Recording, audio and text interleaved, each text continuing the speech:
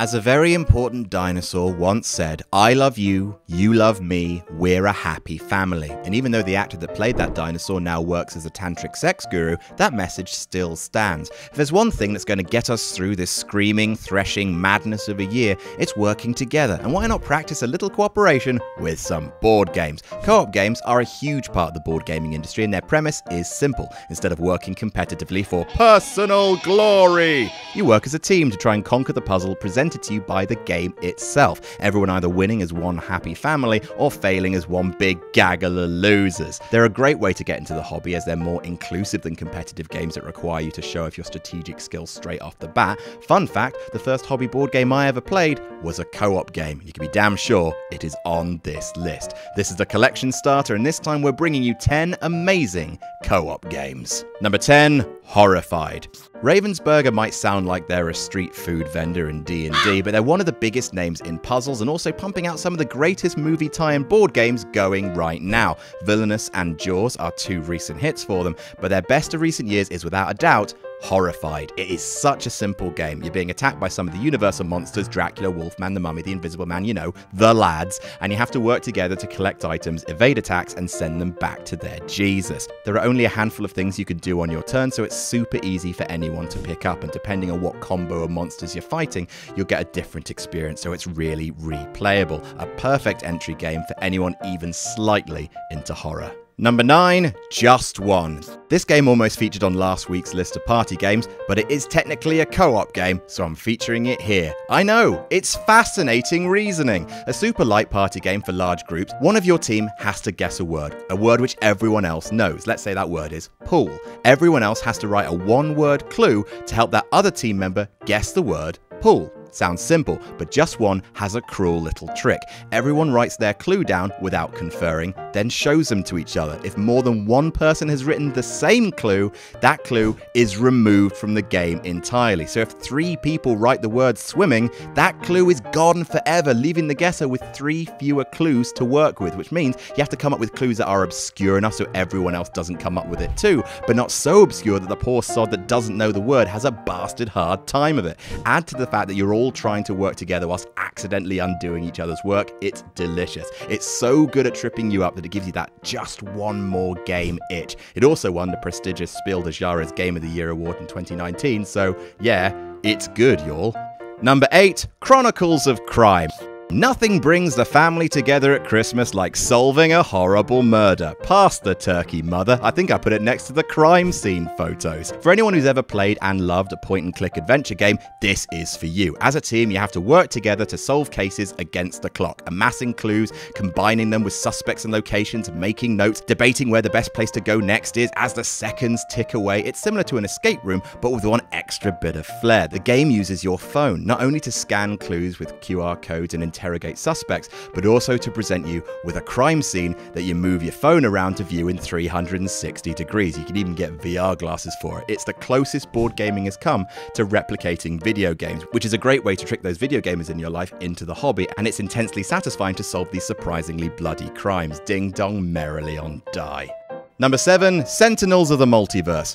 Non-copyrighted, legally distinct facsimiles of the Avengers. Congregate! The whole hook of the MCU is big beefy bastions of basic decency cooperating against a big bad, and that's what Sentinels of the Multiverse recreates in the form of an ace card game. All of you play a different superhero with completely different powers and a completely different deck of cards, and you must team up to take on a supervillain with their own deck that's randomly shuffled but guaranteed to relentlessly kick your good time right in its outerwear underwear. Minions are deployed, lasers are fired, has the same escalating stress of a climactic superhero super brawl, only with fewer murdered parents, which is always a bonus. Like most great co-ops, everyone works together, but everyone has different powers, which works to make everyone in the team feel like they're contributing in different ways, and also encourage you to combine sequences and moves in fun Avengers-style ways. It doesn't get talked about enough these days, not nearly as much as it deserves, but for comic fans trying to get into board gaming, it's got everything you love.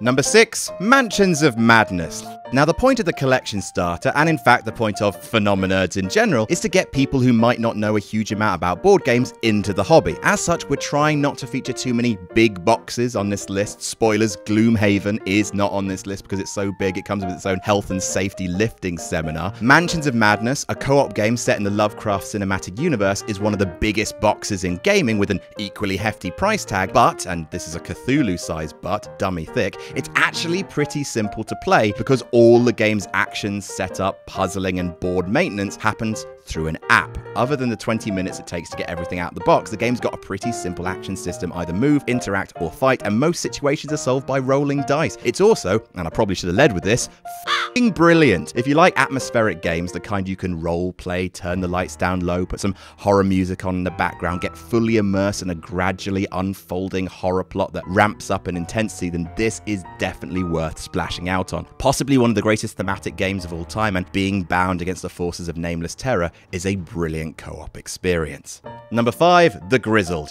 You know when war-based video games try to be profound by plopping a "oh gosh, wasn't war a faff" quote on screen whenever you die? Well, The Grizzled actually manages to pull off the difficult job of being respectfully somber, but also a fun game. Set in World War I, you are a band of soldiers going on missions, battling the cold, the rain, the paranoia, the stress, and also, you know, the bullets. What's so affecting about the game is that it starts relatively easy, full of hope, daring do, and this is going to be fun, but then missions go wrong. People end up with conditions that affect their ability to play. The number of cards you can play without failing the mission gets fewer and fewer, and claustrophobia starts to set in as hope dwindles further and further away. It's tense, brutal, and challenging, making the rare moments of peace and triumph feel even greater against the backdrop of misery, beautifully created with cards bearing simple, evocative artwork. A tiny, relatively cheap little box, but a very rewarding game of survival against all possible odds. Number 4, The Crew, Quest for Planet 9.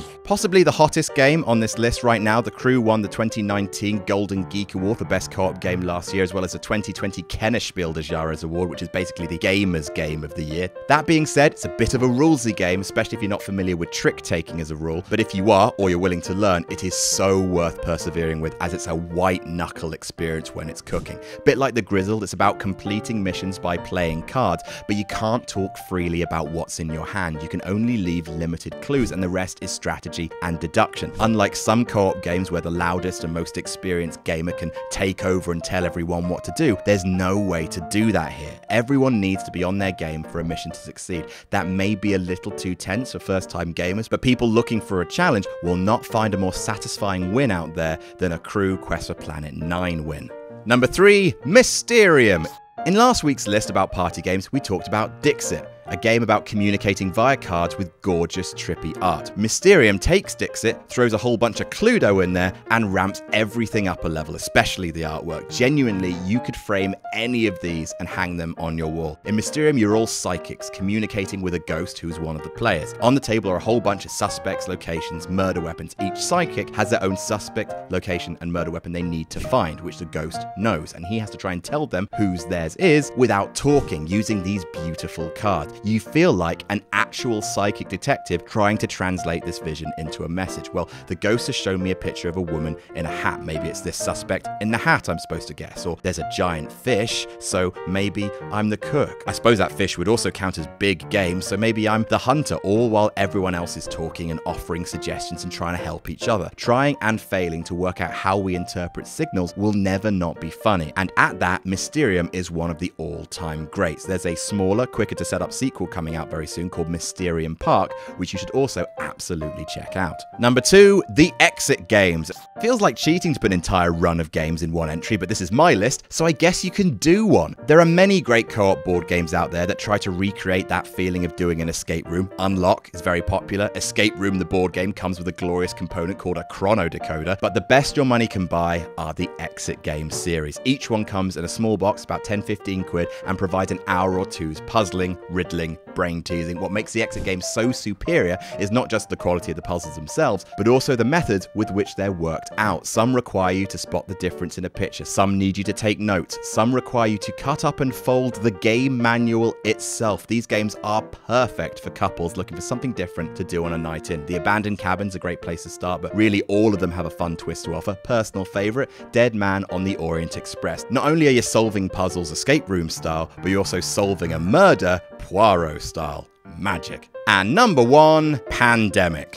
Because putting this as anything other than number 1 would be considered a crime, and the board game police would come and take my collection away. It's not the first co-op board game, but Pandemic is undisputably the game that launched the cooperative game into what it's become today. Complex enough to provide a taxing, stressful challenge, but also approachable enough to bridge the gap between hobby gaming and the mainstream. Pandemic is one of the most dominant franchises in the hobby, and with good reason. In a game mechanic that bears borderline uncomfortable closeness to real-world events, 4 diseases are raging across the globe, and your team, each of you with your own special abilities, must work together to prevent outbreaks chaining across the planet as the clock ticks ever closer to worldwide collapse. Splitting up, swapping cards, strategizing about the most efficient way to curb the spread, it is a formative experience for many gamers, including me. It was my first proper hobby game I ever played, and it takes up a special place in my heart for that reason. It's also one of the tightest, tensest, most exciting board game designs of all time, and if you haven't played it, do try to change that. And that's our list. What are your favorite co-op games that you would recommend? Let us know in the comments. Don't forget to like and share this video around, and please subscribe to Phenomeners for more ace videos about board gaming.